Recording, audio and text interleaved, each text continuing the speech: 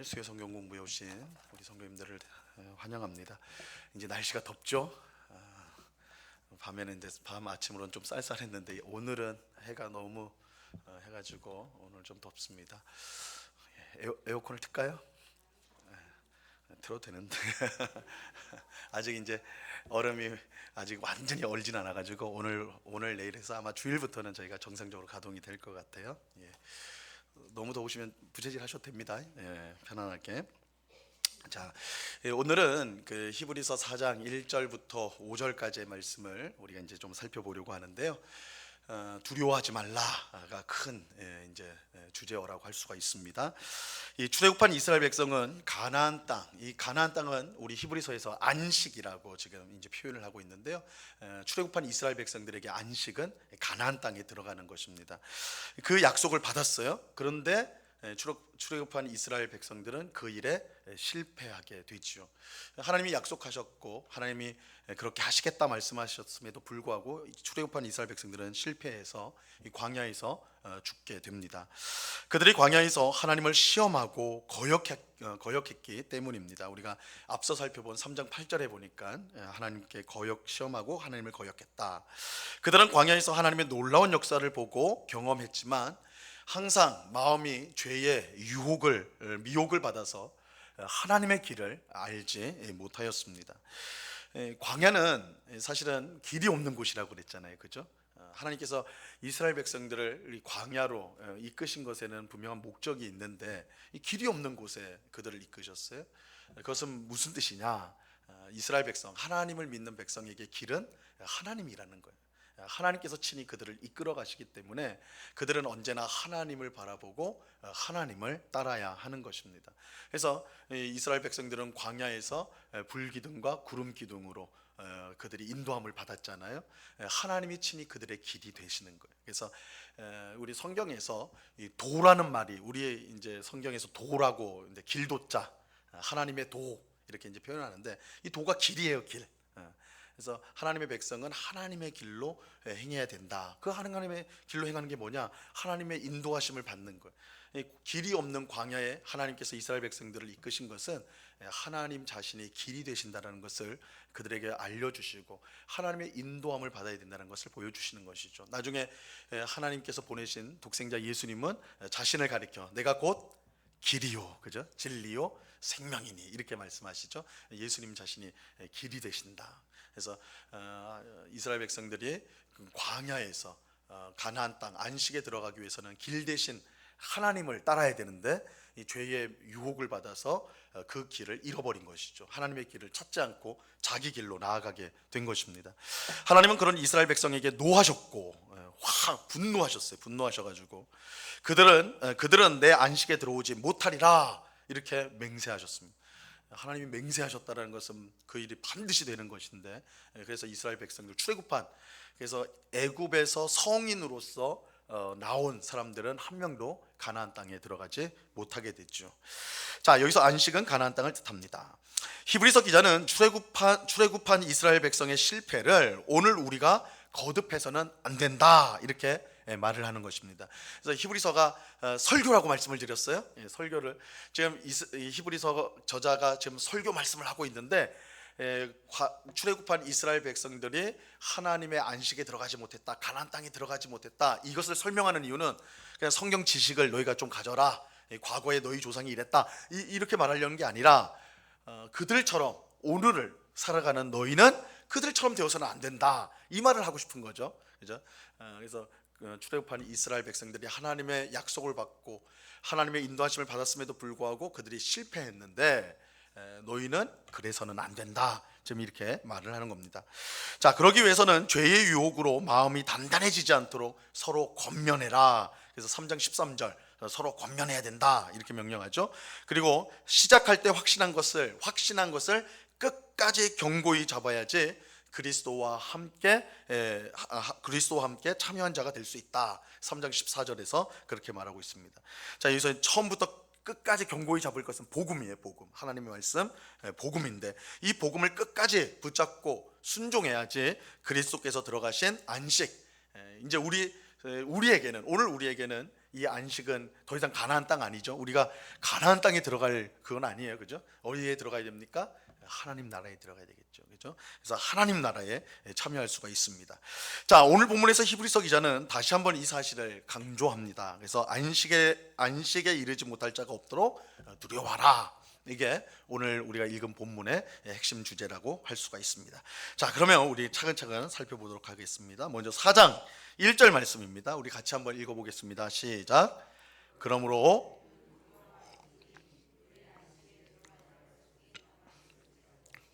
너희 중에는 혹 이르지 못할 자가 있을까 함이라. 자, 4장 1절은 그러므로 우리는 두려워할지니 이렇게 이제 시작하고 있어요. 자, 성경에서 그러므로라고 나오면 그 앞에 구절의 결론으로서, 그죠? 그래서 항상 그 앞에 문단을 이제 우리가 생각해야 되는데, 앞선 3장 12절부터 19절까지가 이제 연결이 되는 것입니다. 3장 12절에서 19절은 출애굽한 이스라엘 백성이 하나님을 시험하고 거역함으로써 안식 가나안 땅에 들어가지 못한 사실을 우리에게 알려줍니다. 그들은 하나님의 말씀을 믿지 않고 순종하지 않았기 때문에 실패하였어요.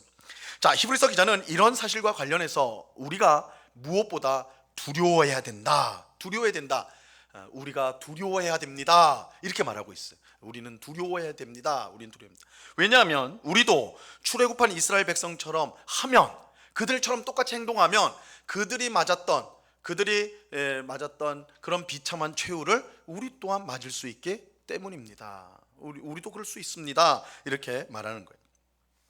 사실 성경에 보면 두려워하라라는 말씀보다는 두려워하지 말라라 그러시죠, 그죠? 보통은 두려워하지 말라. 우리에게 하나님은 언제나 두려워하지 말라라고 하세요. 왜요? 하나님이 내가 너희와 함께하기 때문이다 이렇게 말씀하잖아요. 하나님이 우리와 함께하는데 두려운 것이 어디 있겠어요, 그죠? 우리 대표적이죠. 여호수아서 1장 9절 말씀 같이 한번 읽어볼까요? 내가 내게 명령한 것, 같이 시작. 내가 내게 명령한 것이 아니냐? 강하고 담대하라. 두려워하지 말며 놀라지 말라. 내가 어디로 가든지 내 하나님 여호와가 너와 함께 하느니라 하시니라. 그죠? 두려워하지 마라. 놀라지 마라. 내가 너와 함께 한다. 하나님이 함께하는 백성은 두려워할 게 없어요.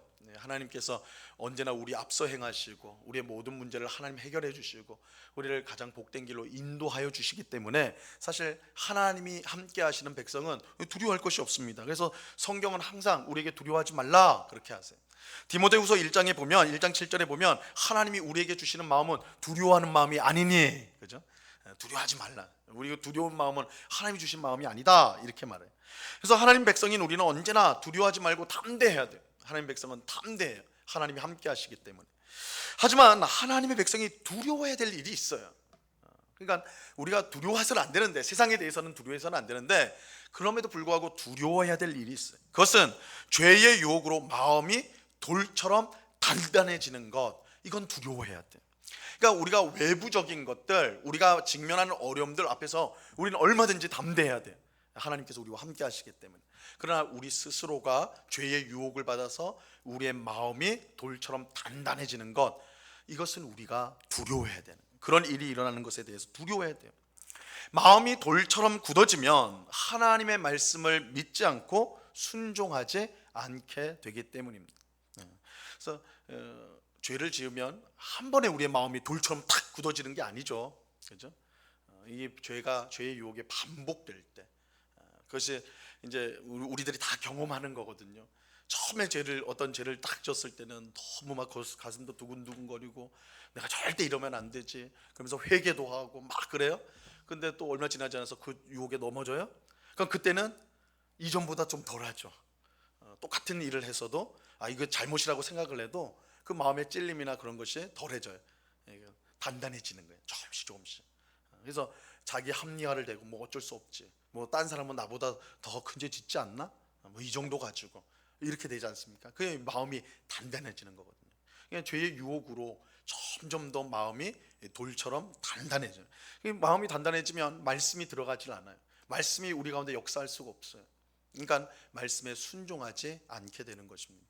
그러면 하나님을 시험하게 되고 하나님을 거역하게 되는 거예요. 이게 출애굽한 이스라엘 백성들의 영적인 상태였습니다. 자, 그래서 이스라엘 백성들이 어떻게 됐어요? 광야에서 멸망당했다는 거예요. 멸망했다. 그러므로 이런 일이 일어나지 않도록 하나님 백성은 두려워해야 된다는 거예요. 우리는 두려워해야 된다. 두려워해야 된다. 우리는 두려워하는 마음을 가지고 죄의 유혹으로, 우리 다음 페이지입니다. 마음이 돌처럼 단단해지지 않도록 성령님의 도우심을 우리는 무엇보다 구해야 됩니다. 이 새 언약의 선물, 우리 에스겔서에 보면 이제 새 언약을 하나님께서 맺으시는데 그때 우리에게 주어지는 선물이 뭐냐? 새 영을 너희 마음 가운데 두시겠다. 이렇게요. 이 새 영이 바로 성령 하나님이세요. 그래서 돌처럼 단단한 우리의 마음을 살같이 부드럽게 만들어 주신다. 이제 새 영을 통해, 성령을 통해 그런 역사가 일어나는 것입니다. 사실 결국은 하나님 말씀이 우리 가운데 역사하는 것인데 이 성령님이 그 말씀을 통해서 그런 역사를 일으키세요. 그래서 우리가 말씀을 들을 때에 그 말씀이 우리 마음에 닿고 그 말씀이 우리 안에서 우리의 심령을 변화시키는 그 일들이 일어나는데 성령의 역사라는 거죠. 그래서 우리가 성경을 읽을 뿐만 아니라 성령께서 조명해 주시고 역사해 주시도록 우리가 구하면서 성경을 읽어야 되는데, 이 성령은 새 언약의 선물로서 돌같이 단단한 우리의 마음을 살같이 부드럽게 하시는, 그래서 그 말씀을 듣고 그 말씀에 순종하게 하고자 하는 그런 모습으로 만들어 가신다는 것이죠. 이 성령의 도우심을 우리는 구해야 돼요. 성령님은 우리의 마음을 새롭게 하시고 거룩하게 만들어 복음을 붙들고 순종하도록 이끌어 주십니다. 그래서 이 성령이라는 말 자체가 거룩한 영이시잖아요. 본인이 거룩하실 뿐만 아니라 우리를 거룩하게 만드시는 영이기도 하세요. 그래서 우리가 성화되어져 간다, 우리가 예수님을 닮아간다, 거룩해진다, 성화되어져 간다 할 때 그 원동력이 우리 자신에게 있는 게 아니라 이 성령에게 있다. 성령 하나님께 있는 거예요. 그래서 새 언약의 선물이신 성령님께서 우리 속에서 역사하실 때에 우리가 점점 더 거룩해지는, 정결한 마음을 가지는 그런 주의 백성이 될 수가 있는 겁니다. 자, 히브리서 기자는 편지를 읽는 성도들에게만 두려워하라고 하지 않고 자신도 포함하여서 우리는 두려워해야 된다, 이렇게 말하고 있어요. 이것도 우리가 그냥 읽으면 지나치기 쉬운데, 너희는 두려워해야 된다 이렇게 하지 않아요. 뭐라 그래요? 우리가 두려워해야 된다. 그러니까 이 우리에는 지금 말하고 있는 히브리서 저자도 포함이 되어 있는 거죠. 누구도 안심할 수 없는 거예요. 지금 이 편지를 쓰고 있는 이 히브리서 저자도 나도 조심해야, 나도 두려워해야 된다. 나도, 너희만이 아니라 나도 그렇다. 여기에 예외가 없다라는 거예요. 예외가 없어요. 아무리 오랫동안 신앙생활을 하고 직분을 받았다 할지라도 죄의 유혹으로 마음이 단단해져서 하나님을 시험하고 거역하는 그런 자리로 갈 수가 있다라는 거예요. 그래서 바울은 자신이 하나님께 직접 부름받은 사도였음에도 불구하고, 이 사도 바울의 경우에는 예수님이 직접 바울을 했잖아요. 바울에게 부활하신 예수님께서 나타나서 그를 만나주시고 그를 사도로 삼아주셨잖아요. 그에게 무수한, 그를 통해 하나님의 놀라운 역사가 일어나게 하고 복음을 전하게 해가지고 수많은 곳에 교회가 개척되고 수많은 사람들이 예수님께 돌아오는 엄청난 역사가 일어났다고요. 사실 바울보다 더 큰 이제 예수님의 뭐라고 할까, 제자들 가운데 오늘날 지금 역사상 모든 교회 역사를 다 통틀어서 가장 영향력이 컸던 제자가 누구냐라고 한다면 사도 바울을 단연 꼽을 수 있다. 그만큼 위대한 사람이에요. 그럼에도 불구하고 바울은 뭐라고 고백을 하냐면요, 고린도전서 9장 27절에 보면 이렇게 고백을 해요. 굵은 글씨로 돼 있죠. 같이 한번 읽어보겠습니다. 내가 내 몸을 쳐 복종하게 함은 내가 남에게 전파한 후에 자신이 도리어 버림을 당할까 두려워함이로다. 자, 여기서도 바울이 자신에 대해서 두려워한다, 이 표현을 쓰죠. 두려워한다. 내가 열심히 사람들에게 복음을 전하고 저들을 구원의 길로 인도했지만 정작 나 자신이 버림당하면 어떻게 되느냐. 그래서 내 몸을 쳐 복종시킨다는 거예요. 늘 하나님 말씀 앞에 바로 서도록, 죄의 유혹으로 내 마음이 단단해지지 않도록 항상 복음의 말씀을 붙들고 그 말씀에 순종할 수 있도록 자기를 쳐 복종시킨다는 거예요. 누가 하는 말이냐면 이게 초신자가 하는 말이 아니라 사도 바울이 고백을 하고 있는 거예요. 사도 바울. 누구도 예외가 될 수는 없다. 누구도. 바울의 두려움은 자신을 쳐 복종하게 하는 모습으로 나타나죠. 자, 그렇다면 우리도 우리의 영적 상태를 두고 두려워하는 것은 마땅하다 할 수가 있는 것이죠. 그죠? 마땅한 일이죠. 바울도 그랬다면, 사도 바울도 두려워하였다면, 우리 자신도 우리의 영적인 상태에 대해서 두려워하는 것, 이것은 어떻게 보면 당연한 것이다. 우리가 이제 장로교인으로서 우리가 장로교는 특별히 하나님의 주권과 하나님의 은혜를 강조하거든요. 그죠? 하나님이 다 하십니다. 이게 하나님의 주권, 하나님의 은혜, 모든 것이 하나님께서 주신 것입니다. 이렇게 해버리면 이걸 너무 강조하다 보니까 뭐가 빠져버리면 그럼 우리는 할 게 없네, 그냥 가만히 있으면 되는구나, 그냥 주일날 교회 나가고 잘 그냥 믿는다 그렇게 하면 되겠구나, 이렇게 돼버린다고요. 느슨해질 수가 있어요. 열심을 잃어버릴 수가 있어요.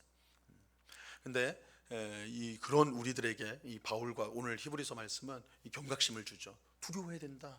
자신의 영적인 상태에서 두려워해야 된다. 고린도후서에 보면 이제 근심의 문제가 나오는데 우리 성경에서는 다 근심하지 말라 그러죠. 염려하지 말라, 근심하지 말라. 근데 고린도후서에서 사도 바울은 자기 영혼을 위한 근심, 구원에 이르는 근심은 유익한 것이다 그래요.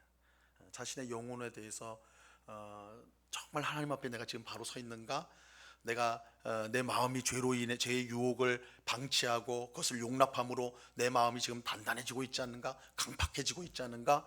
이것들을 계속 돌아보고 살펴보는 것, 그것은 정당한 근심이다. 오히려 구원에 이르는 근심이다. 이렇게 말을 하고 있어요. 그래서 이 근심이나 두려움이 사실은 외적인 것에 대해서는 하나님을 믿는 우리는 그걸 버려야 되지만 우리 자신의 영적인 상태에 대해서는 그걸 갖고 있어야 되는 거예요. 그래서 그럴 때 어떻게 보면 그것이 건강한, 물론 너무 우리 자신의 너무 이 두려움이 크고, 야 내가 오늘 밤이라도 죽는다면 난 지옥에 갈까 천국에 갈까 막 이렇게 두려움에 빠져서 근심에 빠져서 그렇게 하는 것은 옳지 않죠. 우리가 하나님의 은혜로 구원받았다라는 내 공로나 내가 행한 그 일들로 구원받은 게 아니라 하나님이 나를 창세전부터 예정하시고 또 예수 그리스도를 믿는 믿음을 주셔서 내가 구원받았다, 이 확신은 우리가 분명히 갖고 있어야 돼요. 그건 잘못된 게 아니에요. 그럼에도 불구하고 그 확신과 함께 한 마음속에는 내가 지금 하나님 앞에 바르게 서 있는가, 여기에 대한 두려움과 근심은 우리의 신앙을 건강하게 만들어준다는 거예요. 건강하게. 여러분, 어떤 사람이 건강해요? 적당히 건강에 대해서 걱정하는 사람이에요. 그죠? 건강을 자신하는 사람이 어떻게 되는 거예요? 얼마 전에 어떤 분 만나서 얘기를 하는데 자기 이제 친구분이 갑자기 이제 세상을 떠나게 됐는데 그렇게 건강했다는 거예요. 그렇게 건강해. 만나기만 하면 아무 병원에 간 적도 없고 평생 그렇게 건강한 분인데 한순간에 그렇게 되어서 그래서 마음이 그랬다, 이 말씀을 제가 들었거든요. 과신하면, 그죠? 난 아무 문제 없어.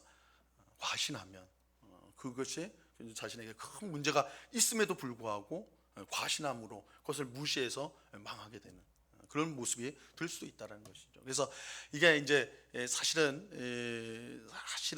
좀 미묘한 건데, 확신을 가지는 것과 두려워하는 것이 마치 서로 안 맞는 것처럼 보이잖아요. 확신이 있는데 왜 두려워합니까? 그죠? 이게 두려워하는데 어떻게 확신을 가집니까? 이럴 수가 있는데, 우리가 확신과 두려움, 이 모든 것을 함께 갖고 있는 것이 건강한 신앙생활이 있다. 이 긴장을 우리가 갖고 있어야 된다라는 것입니다. 자, 그 다음에 이제 그 다음 단락 보시면요, 그의 안식에 들어갈 약속이 남아 있을지라도 이렇게 말씀하고 있는데요. 1절에서 출애굽한 이스라엘 백성은 안식, 가나안 땅에 들어가는 일에 실패했습니다. 하지만 그들이 실패했다고 해서 더 이상 안식에 들어갈 수 없는 것은 아니에요. 하나님의 안식에 들어갈 약속이 여전히 남아 있어요.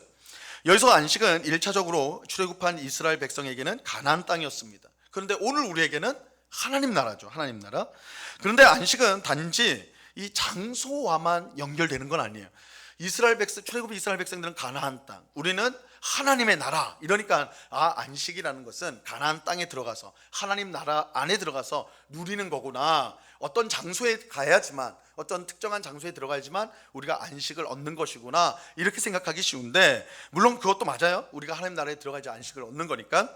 하지만 안식은 이 상태, 이 장소와도 연결이 되지만 어떤 상태와도 연결이 됩니다. 자, 출애굽한 이스라엘 백성은 비록 가나안 땅에 들어가지 못했지만 사실 안식일을 통해서 그들은 안식을 경험을 했습니다. 자, 출애굽기 16장 30절 말씀인데요. 그러므로 같이 한번 읽어보겠습니다. 시작. 그러므로 백성이 일곱째 날에 안식하니라. 그죠? 안식을 했다고 그러잖아요. 출애굽기 16장이니까 아직 그들이 가나안 땅에 들어간 건 아니에요. 그죠? 가나안 땅에 들어간 게 아니에요. 지금 이제 광야로 들어온 것이죠. 그런데도 불구하고 그들이 안식했다. 안식을 했다. 안식일을 통해서 그랬다는 거죠. 자, 물론 우리는 이 땅에서 완전한 안식을 누리지 못합니다. 완전한 안식은 하나님 나라에서 누리게 될 거예요. 하지만 우리는 이미 안식 안으로 들어가기 시작했어요. 마치 이스라엘 백성들이, 출애굽한 이스라엘 백성들이 안식일을 통해 가지고 안식을 경험했던 것처럼 우리 또한 안식 안으로 들어가기 시작했다, 이렇게 표현할 수가 있는 겁니다. 여호수아가 광야에서 태어난 2세대 이스라엘 백성을 이끌고 가나안 땅 안식에 들어갔던 것처럼 새로운 여호수아이신 예수님을 통해 우리는 안식을 누리게 이미 시작을 했다 할 수가 있어요. 그래서 이제 재밌는 것이 여호수아 있잖아요. 그 모세의 후계자가 여호수아죠. 그래서 우리 찬송가에서 여호수아 본받아 앞으로 가세. 그래서 실제적으로 모세는 가나안 땅에 들어가질 못했습니다. 가나안 땅 바로 앞에 있는 느보산에서 숨을 거두게 되고 2세대 이스라엘 백성들을 끌고 가나안 땅 안식에 들어간 사람은 여호수아였어요. 여호수아. 근데 이 여호수아라는 이름이요, 신약에 와서는 예수라는 이름입니다. 그러니까 여호수아하고 예수는 같은 뜻이에요. 예수, 구원이라는 뜻입니다. 그리고 이제 구약 성경 호세아도 똑같은 뜻이에요. 그래서 여호수아, 호세아, 예수가 사실은 다 똑같은 단어입니다. 구원이라는 단어예요. 그래서 여호수아가 출애굽한 이스라엘 백성 2세대를 데리고 안식에 들어간 것처럼 이제 새로운 여호수아이신 예수께서 우리를 이끄시고 안식으로 들어가시는 거예요. 근데 그것이 이제 궁극적으로는 하나님 나라 안에 들어갈 때 우리는 그 안식을 누리게 되겠지만, 이미 우리는 예수님을 통해서 그 안식을 맛보기 시작하는데, 예수님께서 이렇게 말씀하시죠. 유명한 말씀이에요. 마태복음 11장 28절인데 수고하고 같이 한번 읽어보겠습니다. 시작. 수고하고 무거운 짐진 자들아 다 내게로 오라. 내가 너희를 쉬게 하리라. 그죠? 내가 너희를 쉬게 하겠다, 이렇게 말씀하시죠. 그러니까 예수님은 이미 우리에게 안식을 주시고 계세요. 근데 물론 이것은 완성된 안식이 아닙니다. 예수님께서 우리를 데리고 영원한 하나님 나라에 들어갈 때 그 안식은 완성될 거예요. 그럼에도 불구하고 안식일을 통해서 이스라엘 1세대들이 안식을 누렸던 것처럼 우리는 예수님을 통해서 안식을 누릴 수 있게 된다는 것이죠.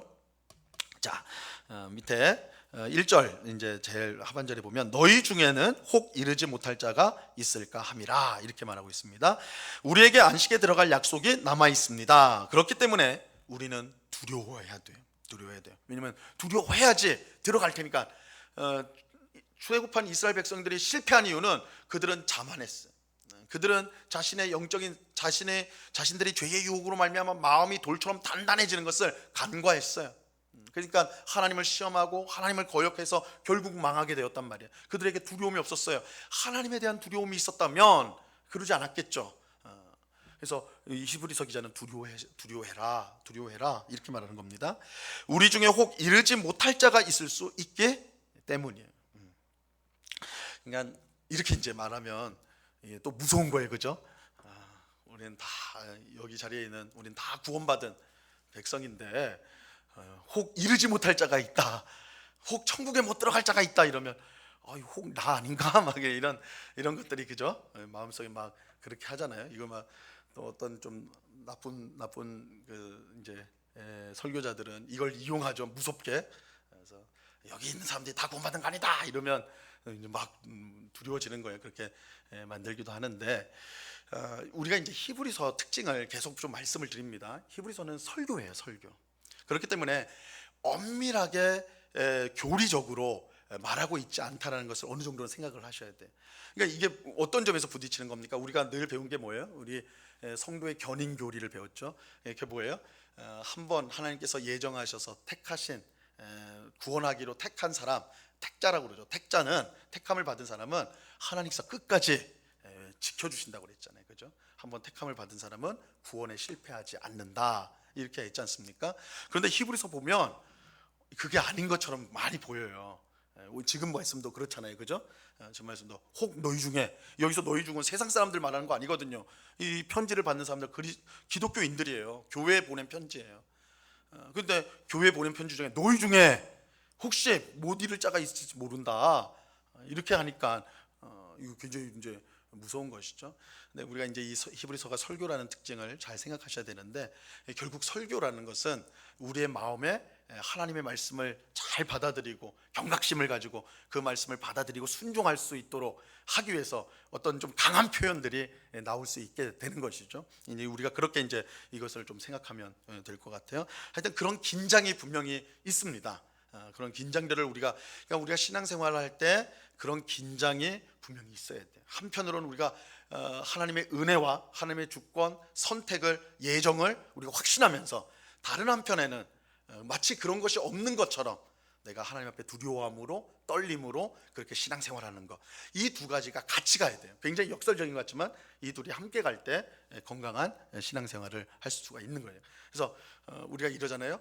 우리가 주의 일을 할 때 모든 일이 하나님이 하신 것처럼 우리가 생각을 하되, 우리가 안 하면 일이 안 되는 것처럼 일해야 된다.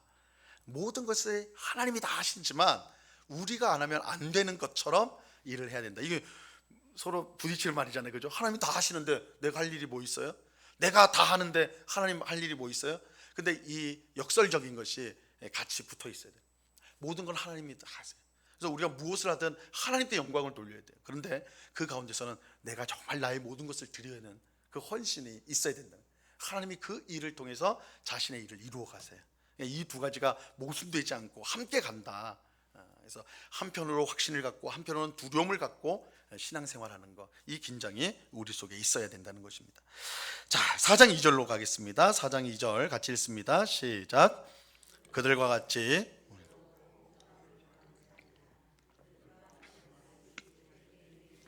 어떤 것은 듣는 자가 믿음과 결부시키지 아니함이라.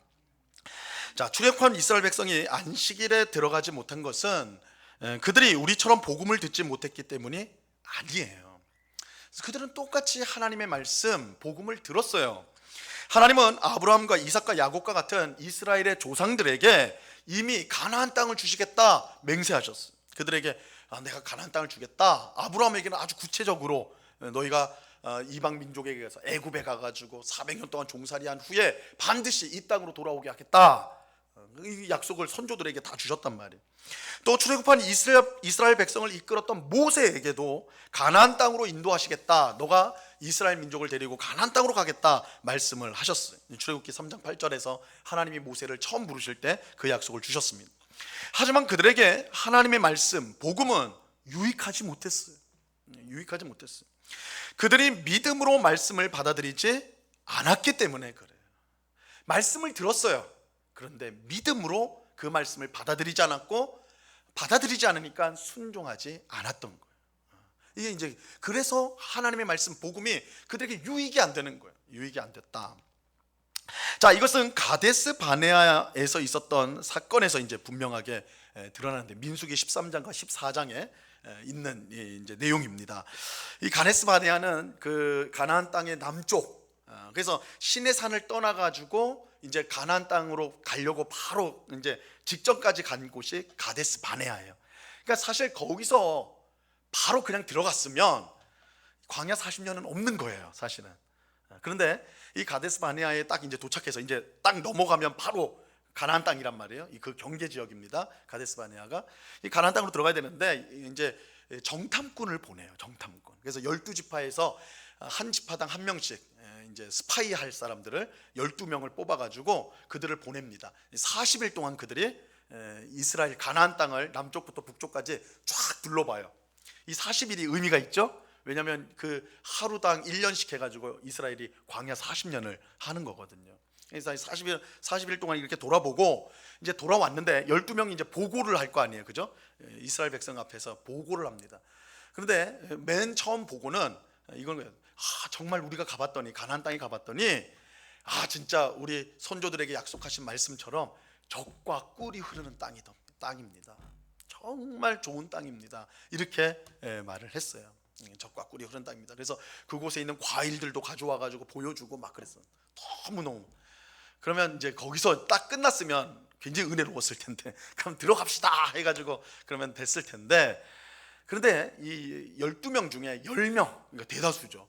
10명의 정탐꾼들이 이제 사족을 붙여 뭐라고 하냐면, 그런데 그곳에는 이미 가나안 민족들이 살고 있습니다. 가나안 7부족이 그 속에 살고 있는데, 그들은 너무나 강력한 군대를 갖고 있고 그들의 성읍은 너무나 굳건해가지고 우리가 감히 그거를 차지할 수가 없고, 그들 가운데는 아낙 자손도 있습니다. 아낙 자손은 거인족, 아주 막 기골이 창대한 아주 용사들, 특공대, 오늘식으로 하면 특전사, 특공대 막 이런, 근데 우리가 그런 사람들도 봤습니다. 이렇게 말을 해버린 거예요. 그러니까 백성들이 어떻게 돼요? 이전까지 와 하다가 들어가면 죽겠구나 이렇게 돼버리는 거죠. 이 10명의 정탐꾼들의 결론이 뭐냐면, 우리는 그들이 보기에 메뚜기입니다. 메뚜기입니다. 이렇게 말해요. 메뚜기와 같습니다. 메뚜기는 먹히는 거잖아요, 그죠? 튀겨서 먹는 거 아닙니까? 그러니까 안 되는 거예요, 그죠? 되지 않는 거예요. 그러니까 하나님이 주신 말씀이 있어요. 내가 너희에게 그 땅을 주겠다. 선조들에게도 말씀했고 모세에게도 말씀했고 모세를 통해 이스라엘 백성에게도 말씀하셨어요. 그런데 그들이 그 말씀을 믿음으로 듣지 않았어요. 믿음으로 듣지 않으니까, 믿음으로 하지 않으니까 불순종하게 하죠. 우리 못 들어가겠다 그렇게 되는 거예요. 자, 그런데 여기서 이제 예외가 있었죠. 이 10명의 보고에 반해서 2명의 정탐꾼인 갈렙과 여호수아는 가나안 땅을 주시리라는 하나님의 말씀을 거역하지 말라고 강력하게 권면을 하죠. 자, 민수기 14장 9절 말씀입니다. 다만 여호와를 같이 한번 읽어봅니다. 시작. 다만 여호와를 거역하지 말라. 또 그 땅 백성을 두려워하지 말라. 그들은 우리의 먹이라. 그들의 보호자는 그들에게서 떠났고 여호와는 우리와 함께 하시느니라. 그들을 두려워하지 말라 하나.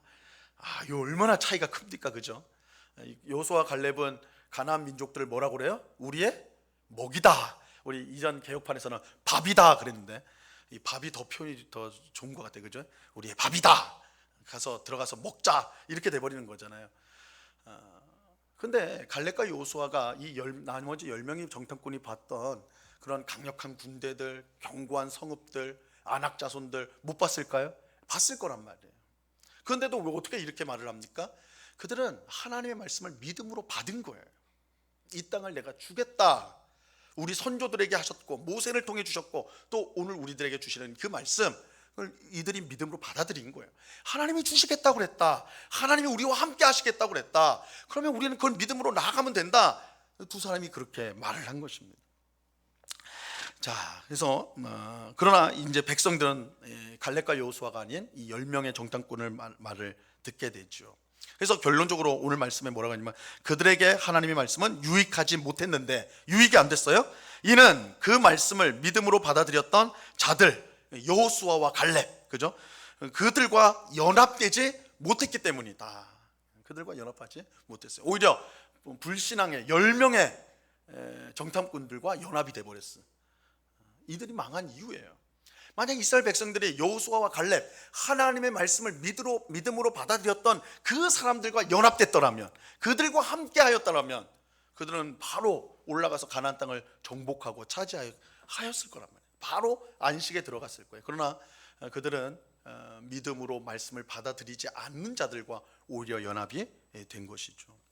자, 이런 점에서 우리가 누구와 연합하는가, 이거 굉장히 중요한 문제예요. 우리 성도가 하나님의 말씀, 우리가 교회가 중요한 이유가 여기에 있는 거예요. 이 교회 안에 하나님의 말씀을 믿음으로 받고 그 말씀에 순종하는 사람들이 있고, 그 사람들과 우리가 연합할 때에 우리는 하나님의 말씀을 붙들고 거기에 순종하는 삶을 살아갈 수가 있는 것이죠. 그래서 3장 13절에 피차 권면해라 이 말씀이 나오는 거예요. 믿음으로 연합해야 되는 거예요, 그죠? 믿음으로 사는 자들과 연합되어져야 되는 거예요. 근데 교회 안에서도 그냥 세상적으로, 그죠? 세상적으로 잘 나가고 세상적으로 잘 드러난 그런 사람들, 세상에서 이제 그런 사람들이 인기 있는 거 아니에요? 힘 있는 사람, 그죠? 하여튼 있는 사람들이 세상에 인기 있는 거 아니에요? 근데 교회도 믿음이 아니라 다른 것들이 갖고 있는 사람들을 더 인기가 있고 그런 사람들과 하고 연합하려고 한다면 어떻게 되는 거예요? 이스라엘 백성처럼 망하게 된다는. 그래서 이 말씀은 우리가 어떤 사람하고 연합되어야 되는가, 어떤 사람과 교제해야 되는가, 이걸 잘 보여줘요. 하나님의 말씀에 순종하는 성도들과 우리는 연합이 돼야 된다. 그죠? 우리 이스라엘 역사에 보면 요사밧 왕이 있어요. 요사밧은 굉장히 의로운 왕입니다. 하나님 앞에 경건한 왕이고 기도하는 왕이고, 그래서 하나님께서 정말 사랑하는 다윗의 길을 따르는 아주 칭찬받는 왕이거든요. 근데 여호사밧이 수치를 당해요. 나중에 왜 그러냐면 아합을 가까이 했어요. 북이스라엘의 가장 타락한 왕 아합을 가까이 했어요. 친구를 잘못 사귀니까, 쉽게 말해서 하나님의 말씀에 순종하지 않고 오히려 거역하는 자와 연합이 돼버린 거예요. 그럴 때 그 경건했던 여호사밧 왕이 잘못된 선택을 하게 되고 수치를 당하게 되죠. 그러니까 이 오늘 말씀처럼 여호수아와 갈렙처럼 하나님의 말씀에 연합한, 그 믿음으로 받아들인 자와 연합하는 것이 얼마나 중요한가, 사실은 성경은 누누이 우리에게 말씀해주고 있어요. 자, 밑에 보세요. 우리가 기억해야 될 중요한 사실은 하나님의 말씀을 믿음으로 받아들이고 순종하였던 여호수아와 갈렙만 안식에 들어갔다는 거예요. 그렇죠? 여호수아와 갈렙은 가나안 땅에 들어갔습니다. 그들만. 그죠? 모세도 못 들어갔어요. 사실은 모세도 못 들어가고 성인 때 이집트에서 나온, 애굽에서 나온 이스라엘 백성들은 다 죽었지만 오직 갈렙과 여호수아만은 가나안 땅에 들어가게 됐습니다. 왜냐하면 그들은 하나님의 말씀을 믿었고 순종하였기 때문에 그래요. 그들은 안식에 들어갔어요. 자, 말씀을 듣는 자가 의인이 아니라 행하는 자라야 의롭다 하심을 받습니다. 이거 우리가 잘 기억해야 됩니다. 자, 로마서 2장 13절 한번 읽어볼까요? 하나님 앞에서는, 시작. 하나님 앞에서는 율법을 듣는 자가 의인이 아니요 오직 율법을 행하는 자라야 의롭다 하심을 얻으리니. 하나님의 말씀을 듣는다고 해서 되어지는 것이 아니라 그 말씀을 믿음으로 받아들이고 순종하는 것. 그래서 사실 이제 우리 신명기 말씀 우리 주일 오전마다 보고 있는데, 신명기에서 들으라, 그죠? 이스라엘아 들으라, 이렇게 들으라란 말이 많이 나오는데, 쉐마가 들으라는 거예요. 이 들으란 말이 곧 그냥 귀로만 잘 들어봐, 이게 아니라, 듣기 테스트를 하는 게 아니라, 이 구약에서 들으라는 말은 순종한다는 것과 결부가 돼 있어요. 그래서 우리가 들었다라는 것은 순종하는 것까지 가야지 듣는 것이 되는 거예요. 그래서 우리가 하나님 말씀을 들었다라는 것은 반드시 순종의 자리로 나아가야 하는 것입니다. 자, 4장 3절 말씀을 보겠습니다. 3절 같이 읽습니다. 시작. 이미 믿는 우리들은 저 안식에 들어가는도다. 그가 말씀하신 바와 같으니 내가 노하여 맹세한 바와 같이 그들이 내 안식에 들어오지 못하리라 하셨다 하였으나 그 일이 이루어졌느니라. 출애굽한 이스라엘 백성들은 안식에 들어가는 것에 실패했지만, 그렇다고 오늘 우리도 그런 거는 아니에요. 만약 우리가 들은 복음을 믿음으로 순종하면 우리는 당연히 안식에 들어가게 될 것입니다. 하나님은 분명 출애굽한 이스라엘 백성이 내 안식 가나안 땅에 들어가지 못하리라 맹세를 하셨습니다. 하지만 그럼에도 불구하고 안식은 세상을 창조할 때부터 있었습니다. 이제 이 말씀 보시면 마지막 세상을 창조할 때부터 그 일이 이루어졌다 이렇게 말씀하죠. 이 안식이라는 것은 이미 창조 때 있었다는 거예요. 창조 때부터 있었다는 거예요. 자, 하나님은 6일간의 창조 역사를 마치시고 일곱째 날이 되었을 때 안식을 하셨어요. 안식하셨어요. 창세기 2장 3절 말씀인데요, 이 말씀도 같이 한번 읽어볼게요. 하나님이, 시작. 하나님이 그 일곱째 날을 복되게 하사 거룩하게 하셨으니 이는 하나님이 그 창조하시며 만드시던 모든 일을 마치시고 그날에 안식하셨습니다. 자, 안식은 세상을 창조할 때 이미 시작이 되었어요. 그죠? 이미 하나님께서 세상을 다 창조하신 다음에 제7일 되는데 자신이 안식을 하셨어요. 출애굽한 이스라엘 백성이 안식일에 들어가지 못한 것은 그러므로 안식이 없었기 때문이 아니라, 왜냐하면 안식은 창세 때부터 있었으니까, 창조 때부터 하나님께서 그 안식을 계시하셨어요. 그러니까 누구나 그 안식에 들어갈 수가 있는 거예요. 그러므로 출애굽한 이스라엘 백성도 당연히 안식에 들어갈 수가 있었습니다. 안식이 없어서 못 들어간 게 아니라는 거예요. 그럼 그들이 왜 못 들어갔는가? 계속 강조하는 대로 그들이 하나님의 말씀을 듣지 않고 불순종했기 때문이다. 이것을 말하고 있는 것입니다. 자, 4장 4절로 가볼게요. 같이 읽습니다. 시작. 제7일에 관하여는 어딘가에 이렇게 일렀으되 하나님은 제7일에 그의 모든 일을 쉬었다 하였으며, 자, 히브리서 기자는 하나님께서 제7일에 안식하셨다는 말씀을 인용을 하는데 창세기 2장 2절 말씀을 인용을 해요. 그런데 이 재밌는 표현이죠. 뭐라고 하냐면 제7일에 관하여는 어딘가에 이렇게 말씀하셨으되, 재밌죠. 어딘가에 말씀하셨다. 어떤 느낌이 드세요? 어딘가에 있다 하면 히브리서 기자가 지금 정확히 이 말씀이 어디 있는지를 모르고 그냥 좀 퉁치려고 하는 거구나, 이렇게 이제 생각하기 쉽잖아요, 그죠? 근데 그렇지 않아요. 히브리서 기자는 우리가 이제 히브리서 전체를 보건대 구약에 아주 정통한 학자예요. 구약 성경을 잘 아는 사람이에요.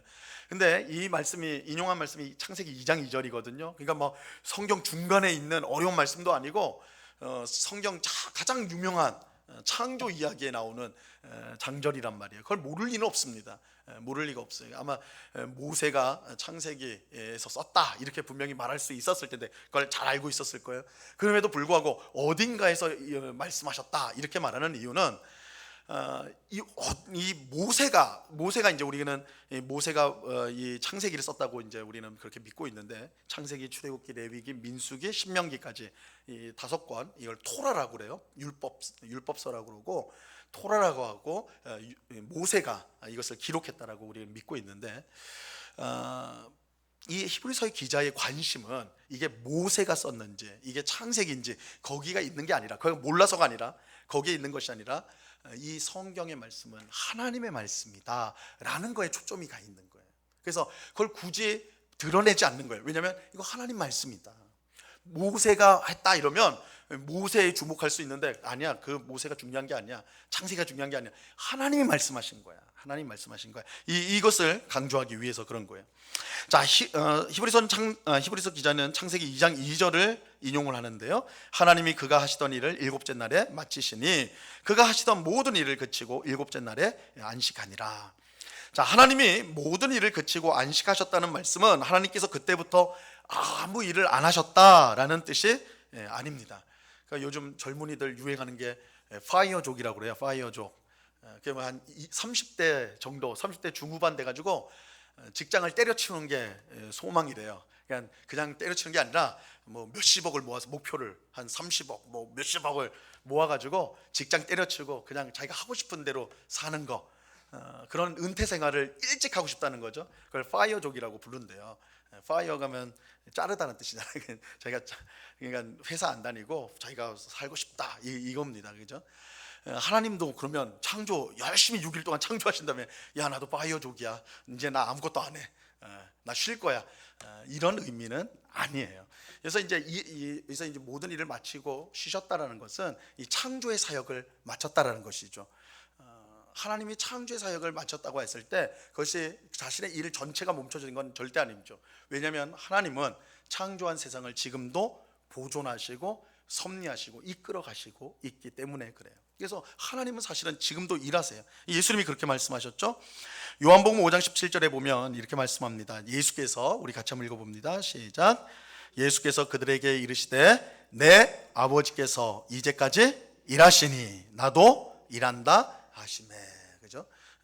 예수님께서 아버지가 지금까지 일하니까 나도 일한다. 하나님 일하고 계세요. 일하고 계세요.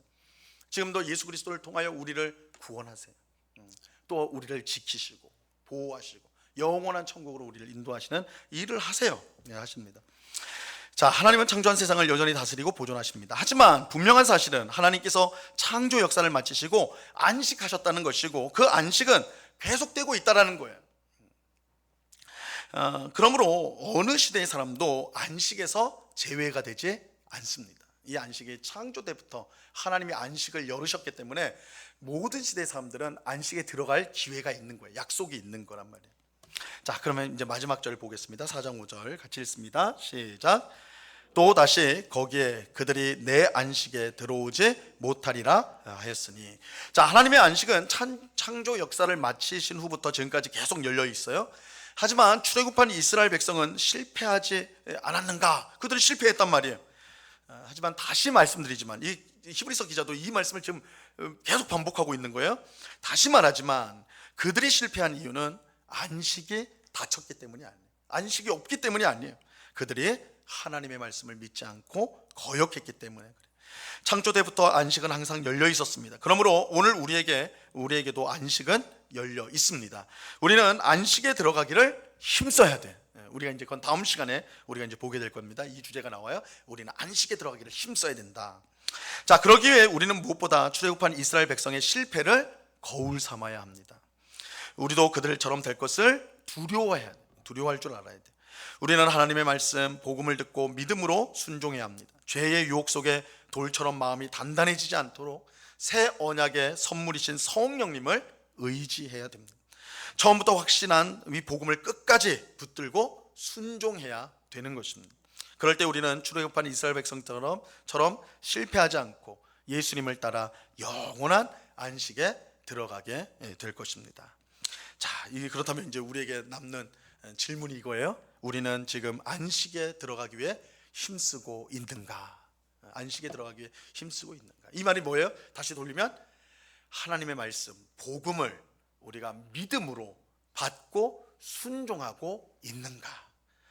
죄의 유혹으로 우리의 마음이 돌처럼 단단해지지 않도록 우리의 마음을 살같이 해주시는 성령님의 은혜, 그 능력을 우리는 매일매일 구하고 있는가? 이 질문이죠, 그죠? 이게 안식에 들어가기를 힘쓰는 거예요. 우리에게는 그러지 못할 것에 대한 거룩한 두려움이 있는가? 꼭 필요한 두려움이에요. 어떻게 보면 두려움. 그래서 우리가 자만에 빠지면 안 되거든요. 구원의 확신을 가지는 거, 하나님의 은혜와 하나님의 주권을 의지하면서 확신을 가지는 거 너무너무 중요하지만 동시에 우리 마음에는 우리 자신의 영적인 상태를 늘 살피는 두려움이 함께 있어야 된다. 그래서 이제 건강하게 하나님 앞에서 살아갈 수가 있게 된다라는 것이죠. 그래서 이 질문, 이 두 가지 질문을 우리가 잘 기억해야 돼요. 우리는 지금 안식에 들어가기를 힘쓰고 있는가? 우리에게는 그러지 못할 것에 대한 거룩한 두려움이 우리 속에 있는가? 이것들을 우리 마음속에 잘 새기면서 안식에 들어가기를 힘쓰는 오늘 우리 모두가 될 수 있기를 주님의 이름으로 축원합니다. 기도하겠습니다. 하나님 아버지 감사합니다. 히브리서 4장 1절로 5절 말씀을 살펴보았습니다.